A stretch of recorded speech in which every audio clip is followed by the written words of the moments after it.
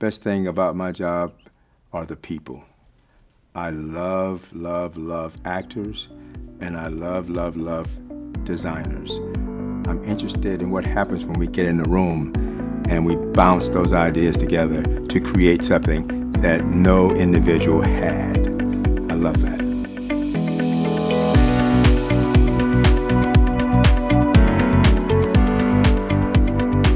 I'm Kenny Leon, and I'm a director. So hey. Hi. Hey. I'm Kenny Leon, and I am a Broadway stage director, but I also direct film and television. I attended a historically black college, Clark Atlanta University, way back. And I was a political science major because I hated math. So without telling you my whole story, you will find some of that political science in my work. So I've done like this year with doing Our Town. Our Town, of course, I'll tell you about that later, but with Our Town and then followed by Othello that I'm doing with Denzel Washington and Jake Gyllenhaal. That'll be my 18th Broadway show. Wow. And I just want to spend time with you and see where you are and see how I can help you, and we can just, share a little knowledge. From day one, I've had core values. So I think you should have your personal core values. For me, it's boldness, laughter, respect, and abundance. And I've had those core values for a long time, and that'll help guide you, especially in the early part of your career. So when my agents at CAA call and says, hey, what about this project? I say, is it bold? Is it bold? So it has to be bold. You know, we're all gonna live, we don't know how long, this short period of time, so it's gotta be bold. It's gotta at least make me laugh. You know, it's like, I wanna laugh every day as much as I can. It has to be a project that respects all difference, all differences. So that's big for me. And a major one is abundance, because I think there is enough of everything in the world. I think there's enough money, there's enough land, there's enough, we just gotta straighten it all out. So that guides me. And then you will find politics in my work because of that political science degree. Or I come from a poor family in Tallahassee, Florida on Mickey-Sickey Road. So I can't really tell you how I got from Mickey-Sickey Road to Broadway unless it's divine inspiration. And so I'm very prayerful on every project. I'm very thankful for everything I get to do. And I'm always trying to use the play to say something to the people in the seats today.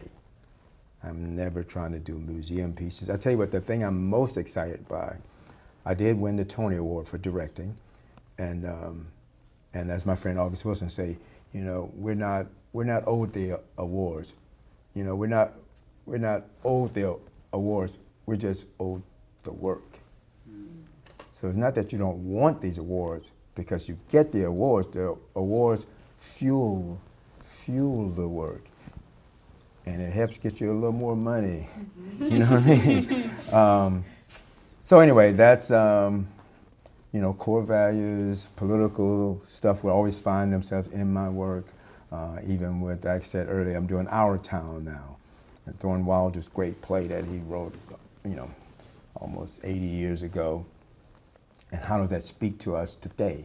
Well, growing up, for me, I grew up in the racist southern part of America, and where there was separation, and my class was the first class to integrate. And so I remember seeing ideas of Our Town back then, and it was like, oh, these people that is not diverse or inclusive, and they talk funny, and it seemed like a racist place to me. And then many years later, me and Scarlett Johansson did a reading of Our Town with the whole Marvel cast.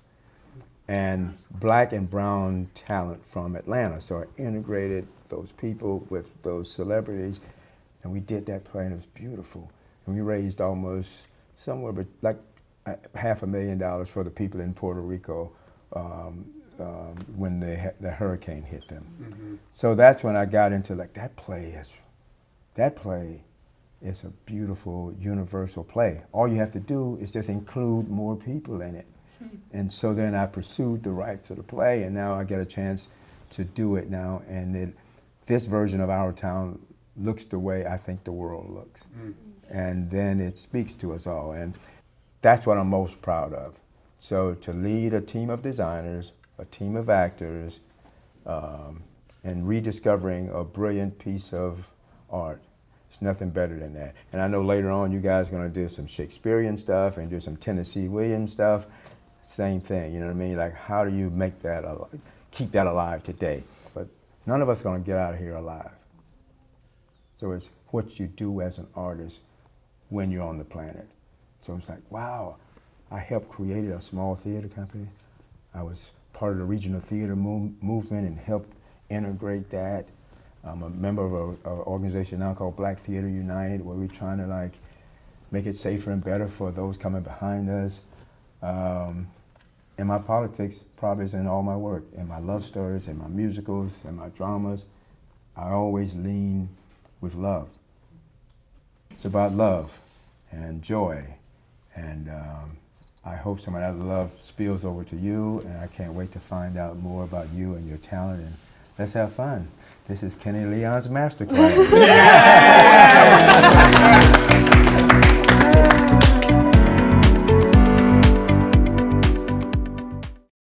When I get a new project, I read the play, whether it's new or old, I read it 5 times in a row without forming any idea of what it looks like.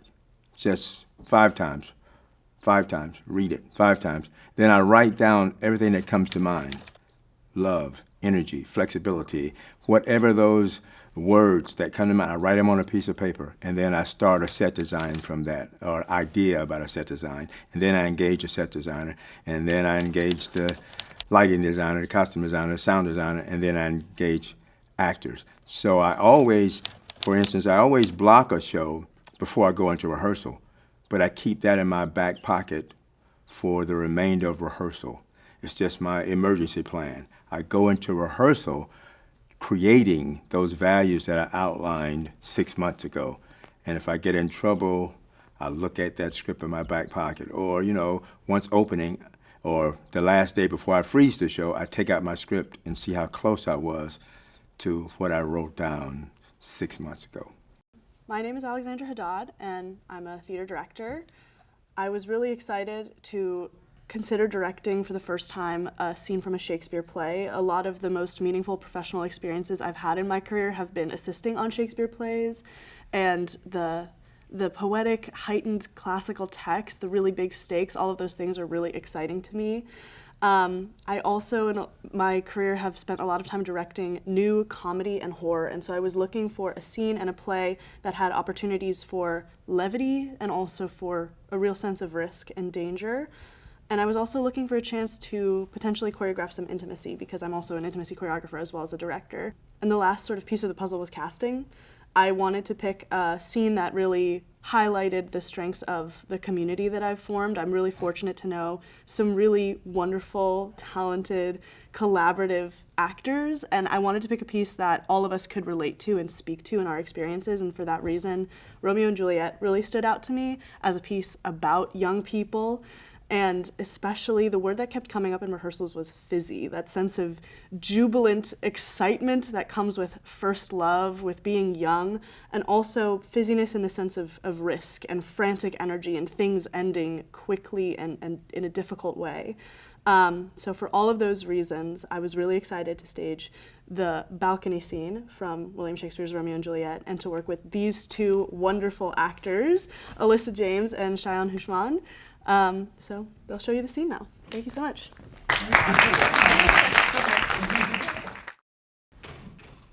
He jests at scars that never felt a wound. But soft, what light through yonder window breaks?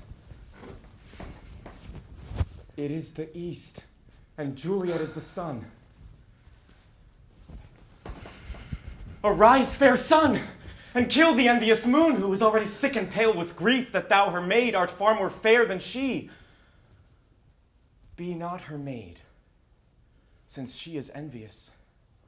Her vestal livery is but sick and green, and none but fools do wear it. Cast it off. It is my lady. Oh, it is my love. That she knew she were. She speaks, yet she says nothing. What of that? Her eye discourses. I will answer it. I am too bold. 'Tis not to me she speaks. Two of the fairest stars in all the heaven, having some business, do entreat her eyes to twinkle in their spheres till they return. What if her eyes were there, they in her head? The brightness of her cheek would shame those stars as daylight doth a lamp. Her eyes in heaven would through the airy regions stream so bright that birds would sing and think it were not night. See how she leans her cheek upon her hand? Oh, that I were a glove upon that hand, that I might touch that cheek. Ay me. She speaks. Oh, speak again, bright angel. For thou art as glorious to this night being o'er my head, as is a winged messenger of heaven unto the white upturned wondering eyes of mortals, that fall back and gaze on him when he bestrides the lazy pacing clouds and sails upon the bosom of the air. Oh, Romeo, Romeo, wherefore art thou Romeo? Deny thy father and refuse thy name. Or if thou wilt not, be but sworn my love, and I'll no longer be a Capulet. Shall I hear more, or shall I speak at this? 'Tis but thy name that is my enemy. Thou art thyself, though not a Montague. What's Montague? It is nor hand, nor foot, nor arm, nor face, nor any other part belonging to a man. Oh, be some other name! What's in a name? That which we call a rose by any other name would smell as sweet.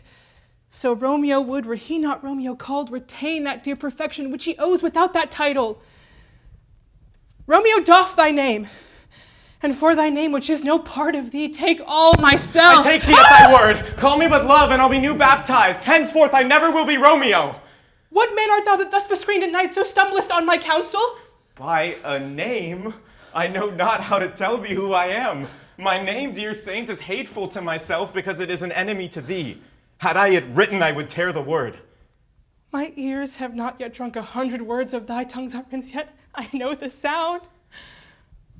Art thou not Romeo and a Montague? Neither, fair saint, if either thee dislike. How camest thou hither, tell me, and wherefore? The orchard walls are high and hard to climb, and the place death, considering who thou art, if any of my kinsmen find thee here. With love's light wings did I o'erperch these walls, for stony limits cannot hold love out. And what love can do, that dares love attempt. Therefore thy kinsmen are no stop to me.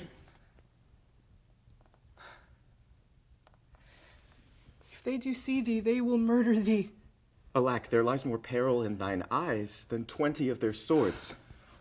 Look thou but sweet, and I'll be safe against their enmity. Would not for the world they saw thee here. I have night's cloak to hide me from their sight. And but thou love me, let them find me here. My life were better ended by their hate than death prorogued wanting of thy love. By whose direction foundst thou out this place? By love, who first did prompt me to inquire. He lent me counsel, and I lent him eyes. I am no pilot, yet wert thou as far as that vast shore washed with the farthest sea, I would adventure for such merchandise. Thou know'st the mask of night is on my face, else would a maiden blush bepaint my cheek for that which thou hast heard me speak tonight. Fain would I dwell on form, fain deny what I have spoke. But farewell compliment, dost thou love me? I know thou wilt say aye, and I will take thy word, yet if thou swearest thou mayst prove false. At lovers' perjuries they say Jove laughs. Oh, gentle Romeo, if thou dost love, pronounce it faithfully. Or if thou thinkst I am too quickly won, I'll frown and be perverse and say thee nay. So thou wilt woo, but else not for the world.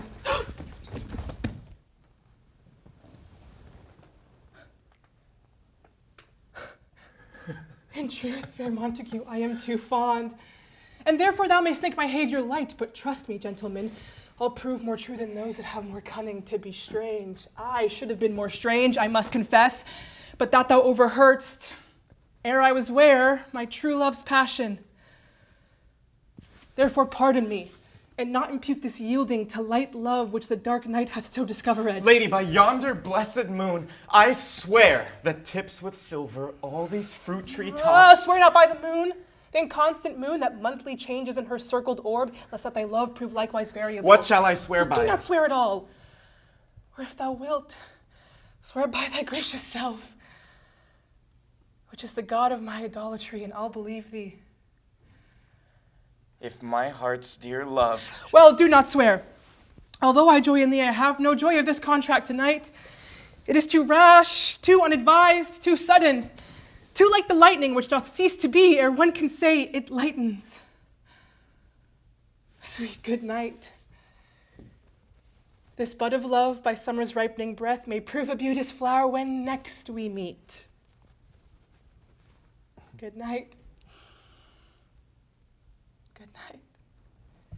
As sweet repose and rest come to thy heart as that within my breast. Oh, wilt thou leave me so unsatisfied? What satisfaction canst thou have tonight? The exchange of thy love's faithful vow for mine. I gave thee mine before thou didst request it. And yet I would it were to give again. Oh, wouldst thou withdraw it? For what purpose, love? But to be frank and give it thee again. And yet I wish but for the thing I have. My bounty is as boundless as the sea, my love as deep. The more I give to thee, the more I have, for both are infinite. I hear some noise within. Dear love, adieu. Anon, good nurse! Sweet Montague, be true. Stay but a little. I will come again. Oh, blessed, blessed night. I am afeard, being a knight. All this is but a dream. Too flattering sweet to be substantial. 3 words, dear Romeo, and good night indeed. If that thy bent of love be honorable, thy purpose marriage, send me word tomorrow by one that I'll procure to come to thee, where and what time thou wilt perform the rite, and all my fortunes at thy foot I'll lay, and follow thee, my lord, throughout the world. I come anon, but if thou meanst not well, I do beseech thee, by and by I come, to cease thy strife and leave me to my grief. Tomorrow will I send. So thrive my soul. 1,000 times good night. 1,000 times the worse to want thy light. Love goes toward love as schoolboys from their books, but love from love toward school with heavy looks.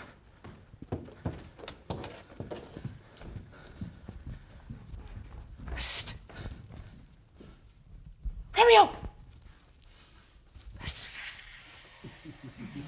Oh, for a falconer's voice to lure this tasseled gentle back again. Bondage is hoarse and may not speak aloud. Else would I tear the cave where echo lies and make her airy tongue more hoarse than mine with repetition of my Romeo's name. It is my soul that calls upon my name.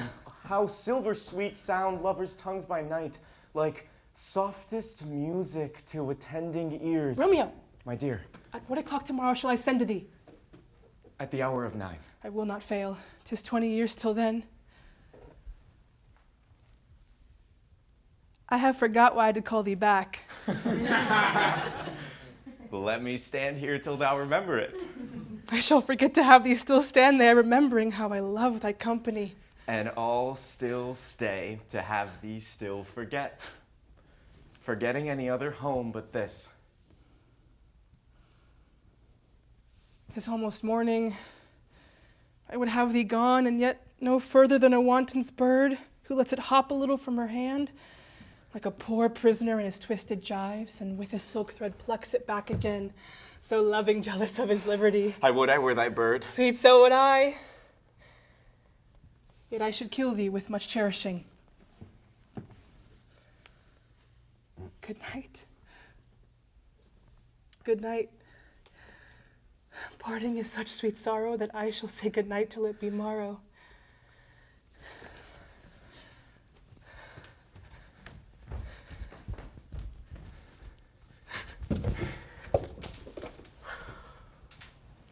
Oh, sleep dwell upon thine eyes, peace in thy breast.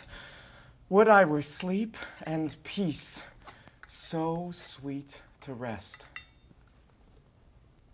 Hence will I to my ghostly father's cell, his help to crave, and my dear hap to tell.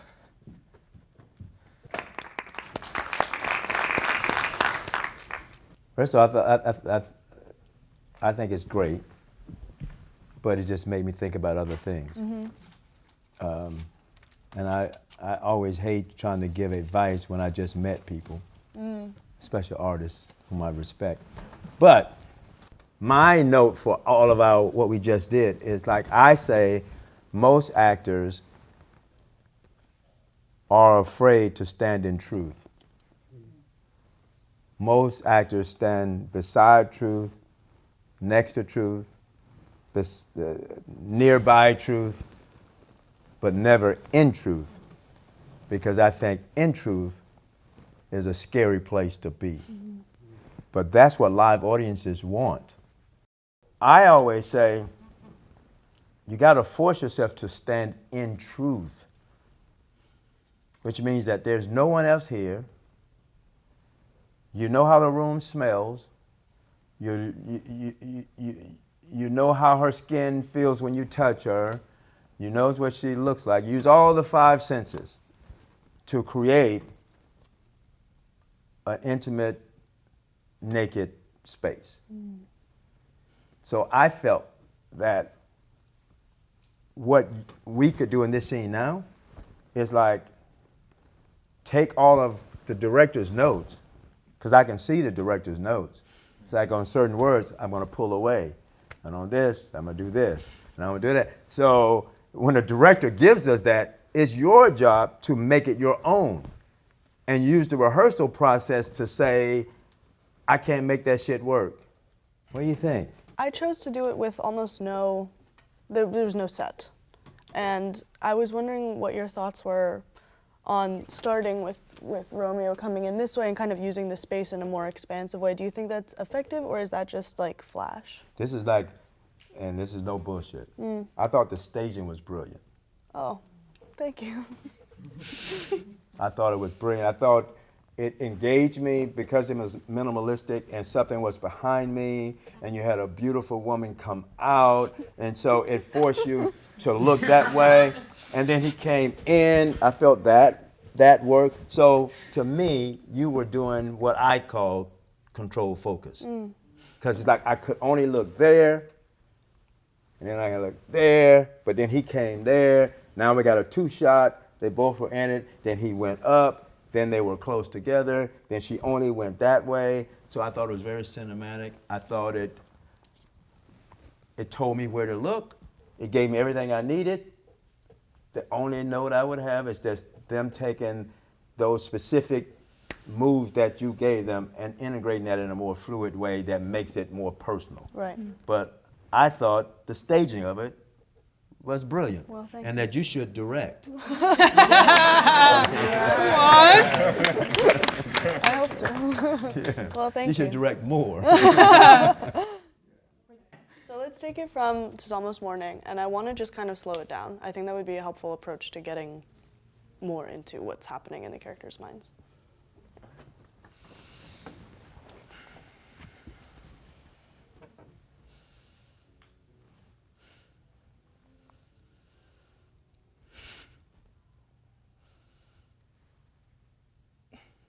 "'Tis almost morning. I would have thee gone, and yet no further than a wanton's bird, who lets it hop a little from her hand,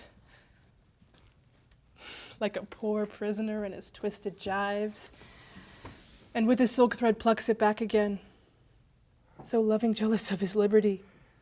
I would I were thy bird. Sweet, so would I. Yet I should kill thee with much cherishing.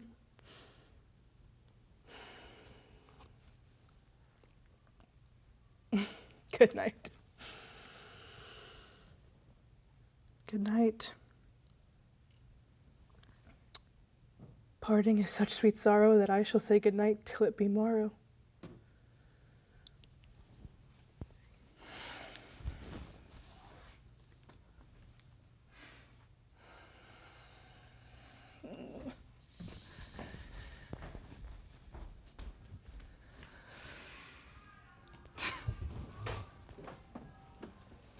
Okay, let's hold there.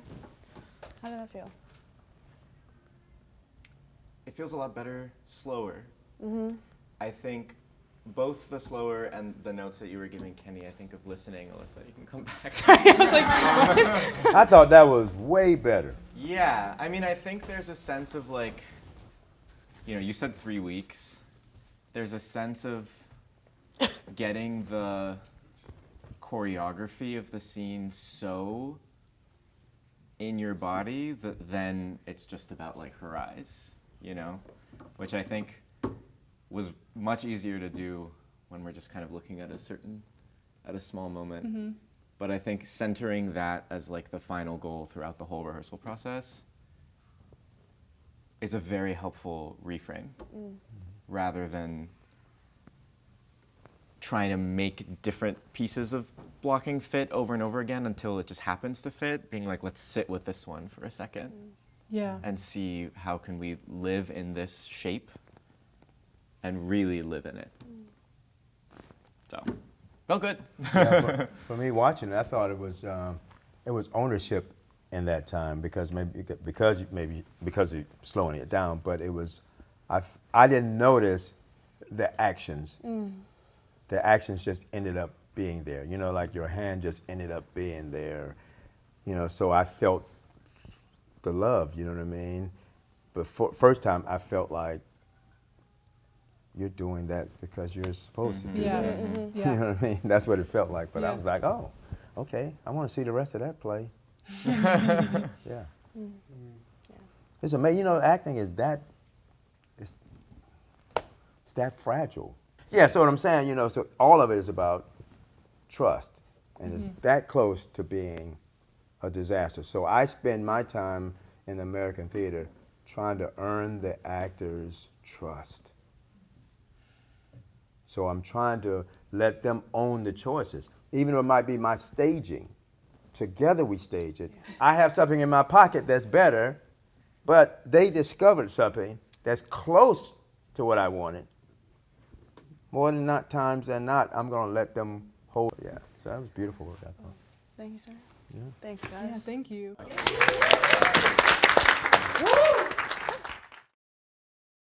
My advice to the next generation is like, the world, unfortunately, is full of haters. There are more people that will say to you, you can't do this, don't do that. Run away from people who say, I can't or don't. And there are many people, even in your own family, who will say, oh, you think you're funny? I'm funny. You think you can act? I can act. I know how to hold a camera. I can make film. It's like, you know, my advice is just do it. Just do it and have a strong spiritual center, because this industry will eat you up.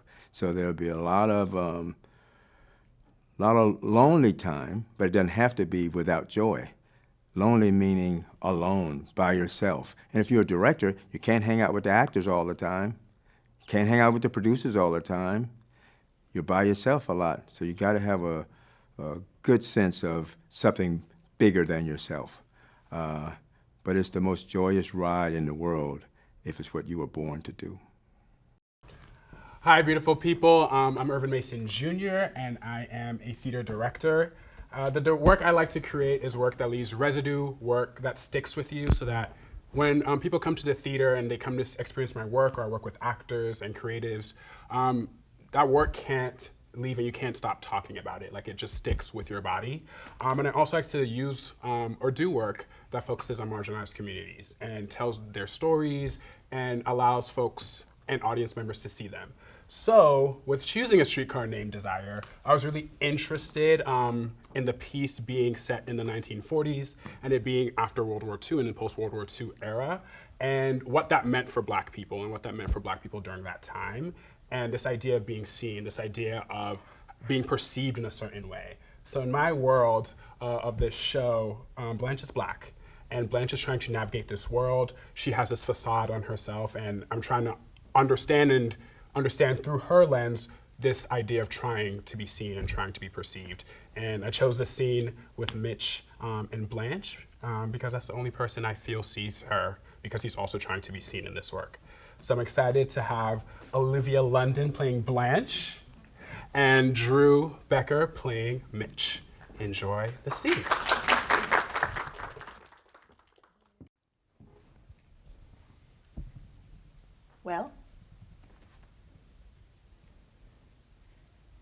Well, I guess that it's pretty late and you're tired. even the hot tamale man has called it a night, and he hangs on till the end. How will you get home? I was gonna walk over to Bourbon and catch an owl car. Oh, is that streetcar named Desire still grinding on the tracks at this hour? I'm afraid that you haven't gotten much fun out of this evening, Blanche. Oh, I spoiled it for you? No, you didn't. I just felt all this time that I haven't been giving you much entertainment. I simply couldn't rise to the occasion, that's all. I don't think I've tried so hard to be gay and made a dismal mess of it. I get 10 points for trying, though. I did try. Well, why did you try if you didn't feel like it, Blanche? It was just obeying the laws of nature. Well, which law is that? The one that says a lady must entertain a gentleman or no dice. See if you can find my door key. When I am so tired, all my fingers are thumbs. This it? No, honey, that's the key to my trunk, which I must soon be packing. You mean that you'll be leaving here soon? I've outstayed my welcome. This it? Oh, Eureka! Honey, you open the door while I take one last look at the sky. I'm looking for Pleiades, the seven sisters, but the ladies don't seem to be out tonight.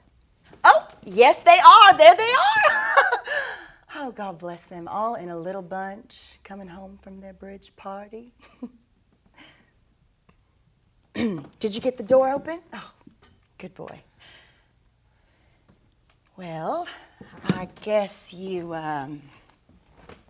want to go now. Can I kiss you? Good night. Why must you always ask me if you may? Because I just don't know whether you want to or not. Why should you be so doubtful? Because that time when we parked the car by the lake and I kissed you. Honey, it wasn't the kiss I objected to. I liked the kiss very much. It was the other familiarity that I felt obliged to discourage.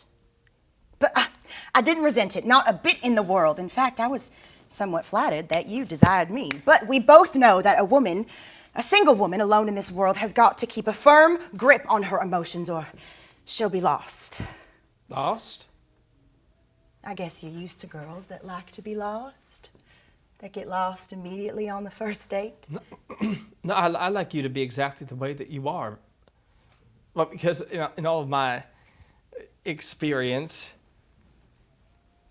well, I've never known anyone like you.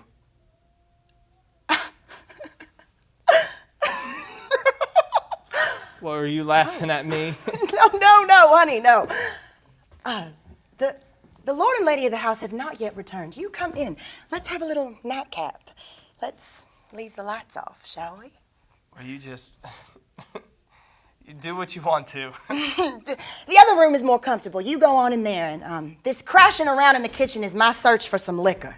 Well, you want a drink? Oh, no, I want you to have a drink. You've been so anxious and solemn this whole night, and so have I. We both have been so anxious and solemn, and so for these last few remaining moments of our lives, I want to create joie de vivre.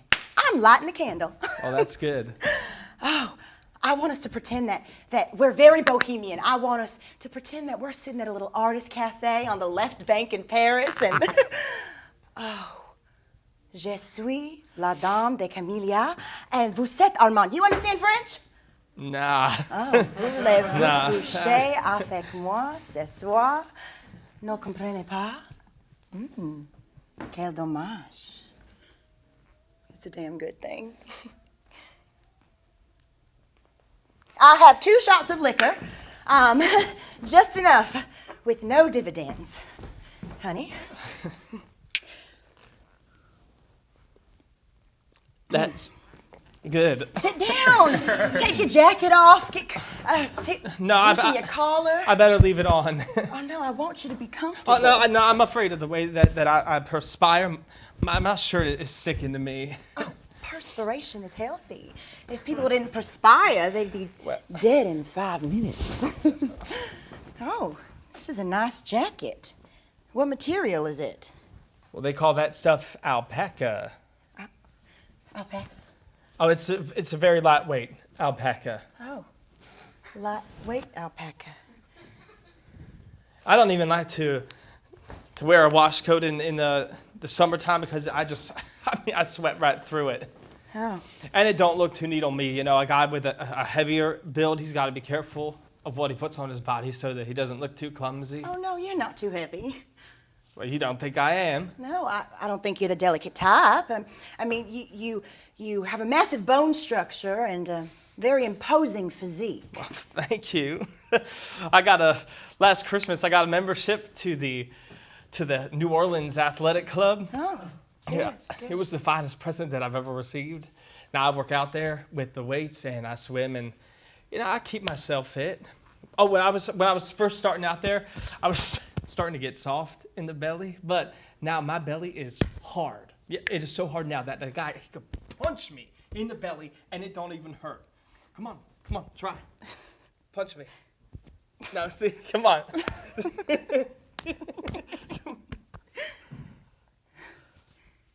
Gracious.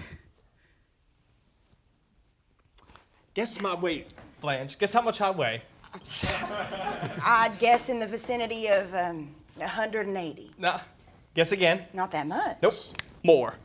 Well, you are a very tall man that can carry a lot of weight without it looking too awkward. I weigh 207 pounds. Oh. And I am 6 foot and 1 inch and 1.5 inches with my bare feet, and I don't even wear shoes. And that is how much I weigh stripped. Oh, that's very awe-inspiring. Well, I suppose that my weight's not a very interesting subject. What's yours? My weight? Yes. Guess. Okay, let me lift you. Oh, Samson!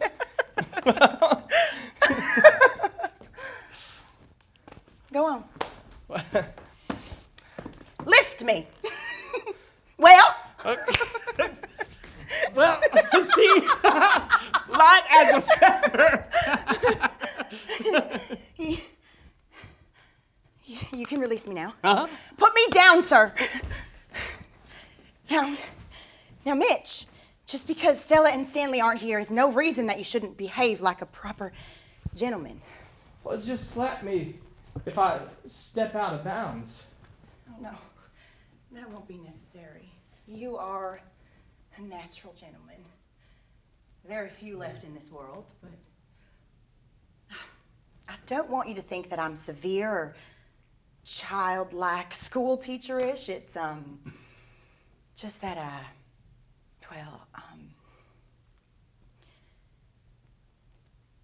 Huh? it's just, I guess I just have old-fashioned morals.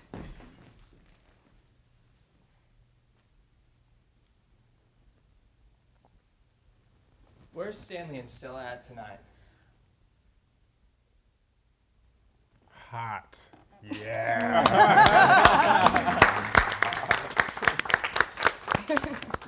How do y'all feel? Good. It felt good to Fun. run through it.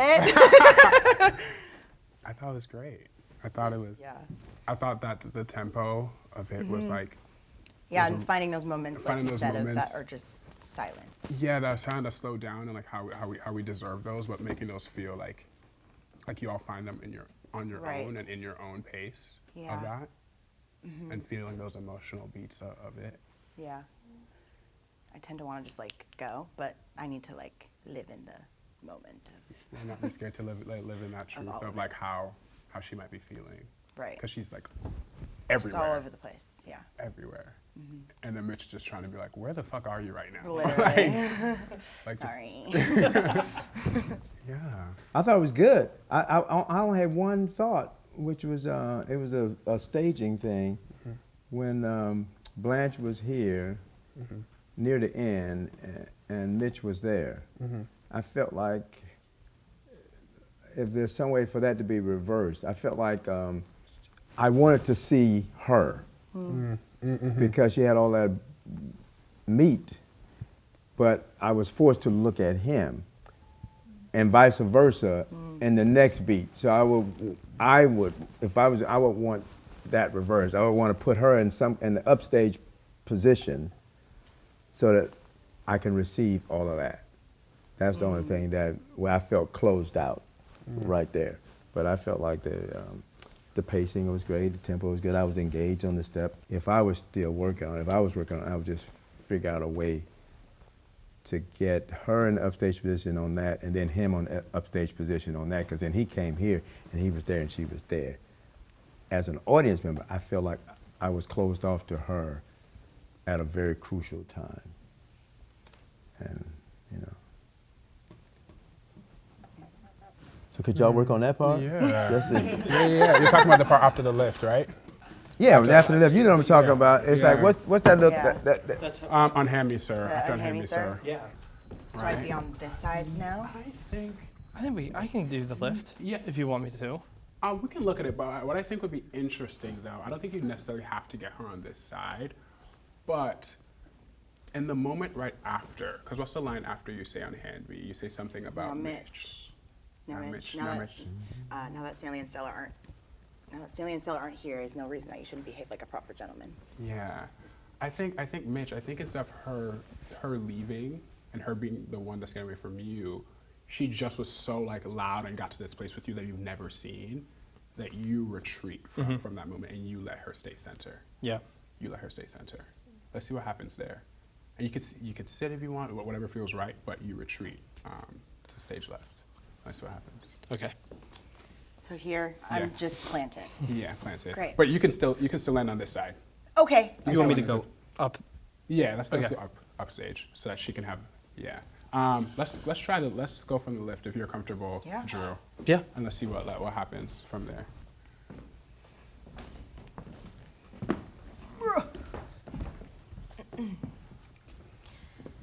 Well, See? Light as a feather.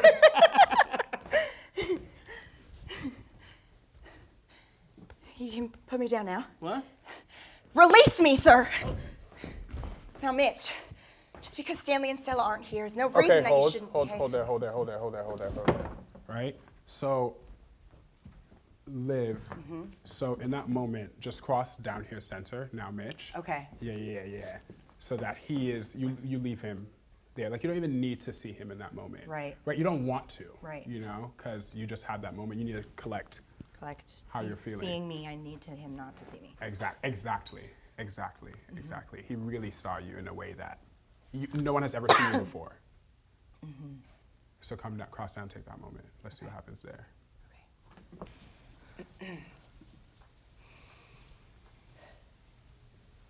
Well,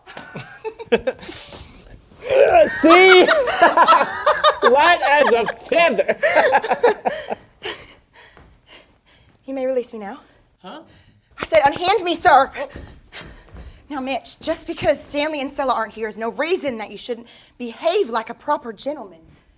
Well, just slap me if I ever step out of bounds. Okay, hold there. How'd that feel for you? Well, I don't know. Fine. Why does he have to stand behind her? Yeah. He doesn't have to stand behind her. I'm figuring out her, but I don't want him to stand behind her at all. Because all I was suggesting is that she end up in the upstage position and he's in the downstage position when she delivers all that meat of the scene. That's all I was, that's the only thing that got me. It's like, don't do what I say. Don't make it an IIF, improve into failure. Don't do that. So then, Liv, can you push him away? Try pushing him. Yeah. Or, let's see what that happens. Okay. You like taking that ride. Can you tell?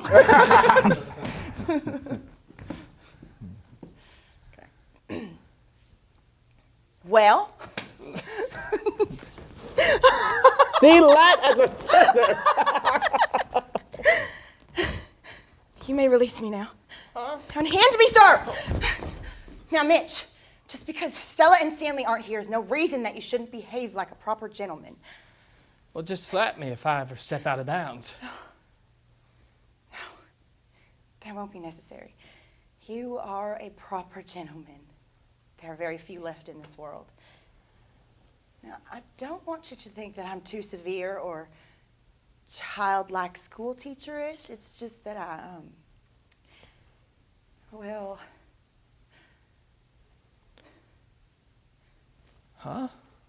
it's just that, I guess I just have old-fashioned ideals.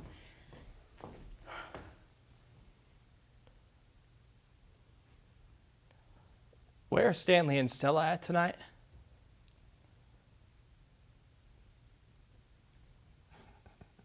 Cool. Juicy. Hot. Juicy. Juicy. Yeah, I like that. I wouldn't be as extreme profile to him. Okay. Actually, I would open up just a crack, Yeah. you know, when you're there. But I thought it was great, Yeah. you know, and I thought that played. For me, I don't know how it played for the maestro, but That felt good. That felt good. Yeah, it felt good. then we have 100%. We have to look at you. Right. Nobody will look at. If we look at him, he's telling us to look at you. So we're like, boom, Right. boom. Whereas when it was here, it was like, boom, and we're looking at him. Yeah. But like Well, it's funny that that you is said great, that. and it made that thing that you got at the end with her with that thing, that made it really powerful. Yeah. More powerful than you originally blocked it. What is the most difficult thing you find as a director? The most difficult thing I find as a director is, I think as an emerging director, and I think this is less about art and practice and more about career, is continuing to find ways to direct and have opportunities that allows me to continue working at my craft and working on bettering myself, like continuing to find ways for people to see the work that I create. I think that's the hardest part, because as a director, we're like one of the only art forms where you can't audition, you can't do all these things, so you have to be able to meet people and talk to people. And it's like the one thing for me that I find very hard, because it's like that's the one unknown that doesn't feel constant, that doesn't feel like you know what's gonna happen. But Yeah. we do, I think we, as directors, we're auditioning all the time. And that's what my fear is, you know, you're only as good as your last work. You know, that's your last work, that's who you are. And I find that the industry also will put you into boxes. So like early on, I was just a guy that did the August Wilson plays. So it's like, yeah, I love August. I love those plays. And so when I'm going up against someone for a big musical, they say, Kenny doesn't do that. He's the August Whistler. And you just got to keep doing it. And you got to keep challenging them. And then when that gets hard, then you have to create your own and put it in a space. So for me, I started True Colors Theater Company. I wasn't trying to start a company. I had just finished running a major theater company. And I was like, okay, I'm spending too much time raising money and not enough time in my art. And then somebody challenged me, we should have a black theater company and you should run it. And I said, well, I don't want to do that, but if I were, this is how it would look. Because I felt like most American theater was Anglo-European at the center and diversification on the edges with everybody. Like everybody that was not white and male. That's felt like most of the theater in the country was like that. So when I started True Colors, I was like, if I were going to start a company, it would look like this. And I said, at the center is black stories, and then we'll diversify those great white plays around the edges. And that's how I did some of those plays. I said, that's when I did Our Town, and it's like, oh, what about if I integrated that? Oh, shit, it's a great play. So I'm saying but that theater company now has been there 22 years, and it was just presented to me like, what if? I never wanted to start a company. But in going through that process, I realized that if you want to do something, it's just a matter of like asking yourself the questions. What does it take to do that? Oh, you need just this amount of money in the bank. You need a board of directors. You need a product that people are willing to pay to see. And it became that. So I think sometimes we have to do that. We have to say, okay, because you're a great artist. Right. So you can't let the institutions define your greatness. Hello. Because sometimes the institutions, and I found this to be true, sometimes the institutions are behind. American theater institutions, I think, are still behind. So what that tells me is that we have to support and build our institutions, but we cannot let our institutions define us, because the institutions have the same challenges that America has. And artists are the ones that changes the way Americans think. You can't ever get in that place where the country and its institutions can stop you from your brilliance or your greatness, and especially as a person of color, you know what I mean? Because it's, art is political just by the nature of what it is. Even a comedy, it's like the act of it. It's just, anyway, I didn't mean to get down that road, but I just so grateful to all these artists for being here, for you guys. It's like, you guys got talent, you know what I mean? They do. And you shape that, and we just keep going, An impactful director is a director that can hold on to a singular vision. That's the hardest thing to hold on to for stage, for film, for television. Just that singular vision. That don't mean that it's one person's idea. It just means whatever is that single vision, where are we going? What are we doing? What's the tone? What's the texture? Getting everybody in the same story and the reason that you're telling the story. So, when you do a play with 28 people, how do you get 28 people to go in the same direction up a hill and to maintain whatever they've learned on that hill over 6 months or a year? Hey, thanks guys. That was amazing. It's been a really wonderful day, just to see your artistry and to hear some of your dreams, and it just makes me feel good as to know that I'm part of your army, you know what I mean? It's like, I love this generational diversity. I see myself in a lot of you, and I hope you can take piece of me with you. Probably got a little time left to just, ask any final questions, or as I say, share knowledge. be great. I have a question. Yes.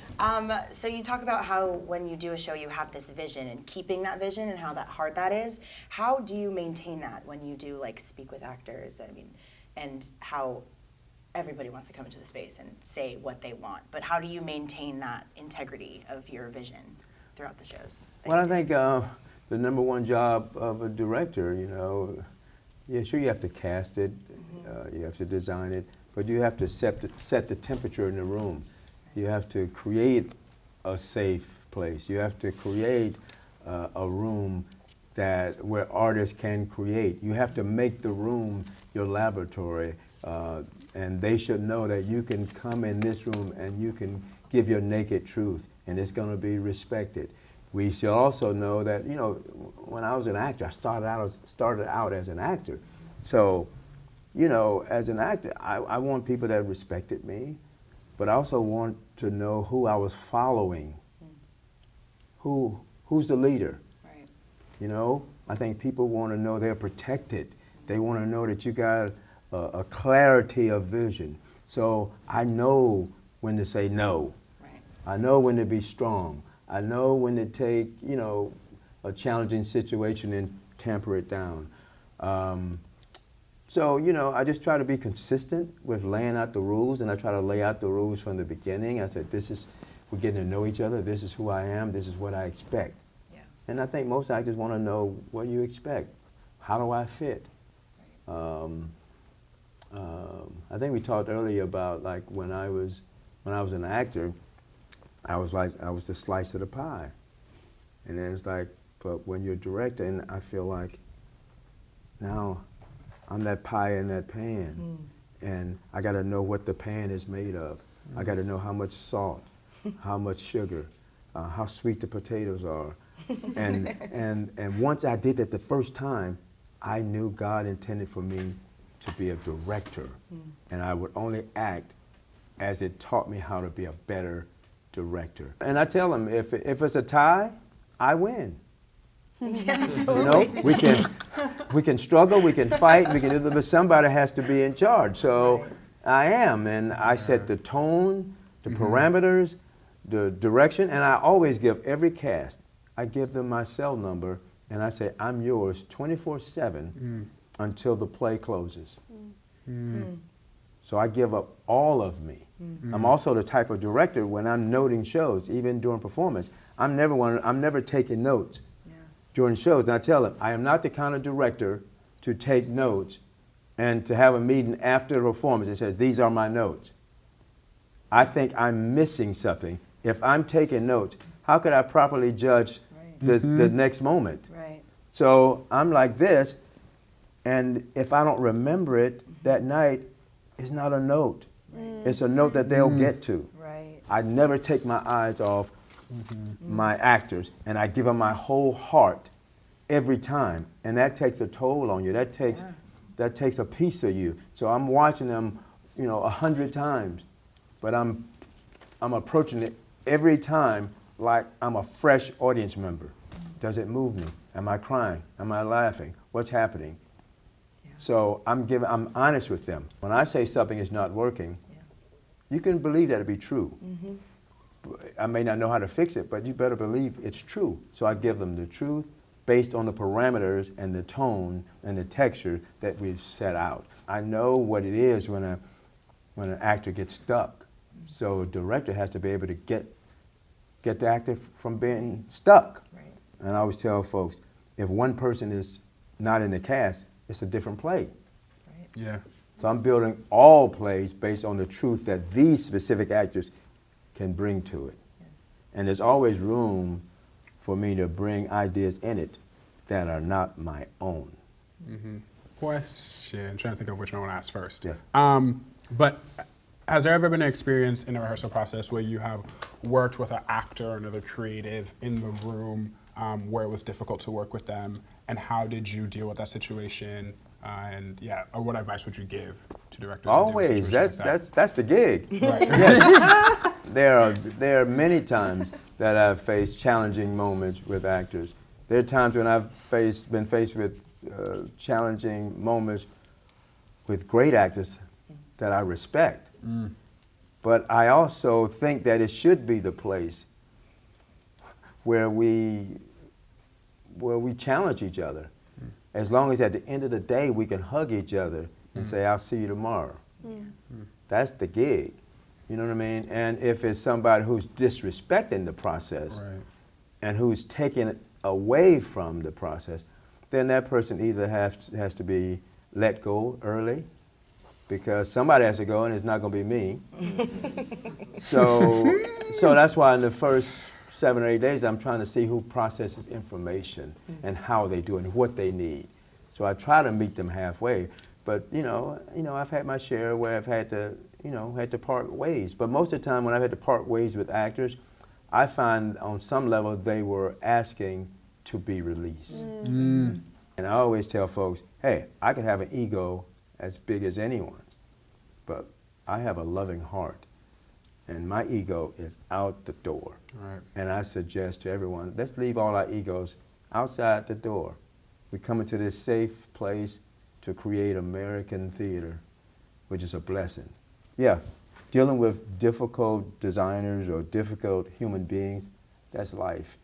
And how we deal with them says a lot about us.